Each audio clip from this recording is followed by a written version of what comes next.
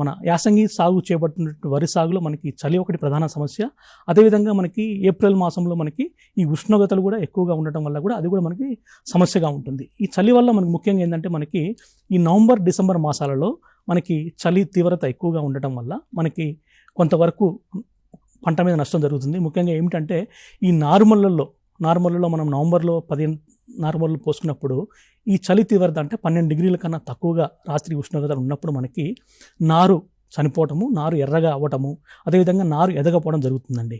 అదేవిధంగా మనకి నాట్లు వేసుకున్న తర్వాత ప్రధాన పొలంలో మనం నాట్లు వేసుకున్న తర్వాత కూడా మనకి నార్లు ఏనుకోవడానికి అంటే నాట్లు మనం వేసుకున్న తర్వాత ఏనుకోవడానికి దాదాపు 10 నుంచి 15 రోజులు సమయం తీసుకుంటుంది నార్లు ఏనుకోవడానికి. అదేవిధంగా మనకి ఈ చలి తీవ్రత ఎక్కువగా ఉండటం వల్ల మనకి వేసిన నార్లు అలాగే వేసిన దుబ్బులు అట్లే ఉండటము, దుబ్బు కట్టకపోవటము, పంట కూడా ఎత్తు పెరగకపోవడం అనేది ప్రధానమైనటువంటి సమస్య. ఈ అన్నిటి వల్ల అంటే చలి తీవ్రత మనకి ఈ నవంబర్ డిసెంబర్ మాసాల్లో చలి ప్రభావం ఎక్కువగా ఉండటం వల్ల దాదాపుగా మనము పంట కాలం చూసుకున్నట్లయితే 10 నుంచి 15 రోజులు, దాదాపు ఒక్కోసారి మనకి 20 రోజుల వరకు కూడా పంట కాలం పెరుగుతుంది. అంటే మనము స్వల్పకాలిక రకాలని సాగు అని 125 రోజుల్లో పంటకు వచ్చే రకాలని మనం సాగు చేసినప్పుడు దాదాపుగా ఆ రకాలు మనకి 140 రోజుల వరకు కూడా మనకి తీసుకుంటాయి క్రాప్ కంప్లీట్ చేయడం కోసం.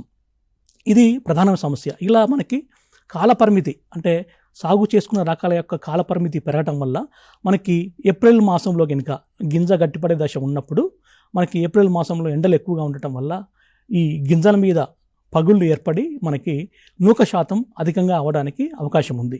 అందుకని ముఖ్యంగా అంటే మనకి తెలంగాణ రాష్ట్రంలో ఇటు చలి అదేవిధంగా ఇటు ఉష్ణోగ్రతలు రెండు కూడా మనకి ప్రాబ్లమ్స్ ఉన్నాయి.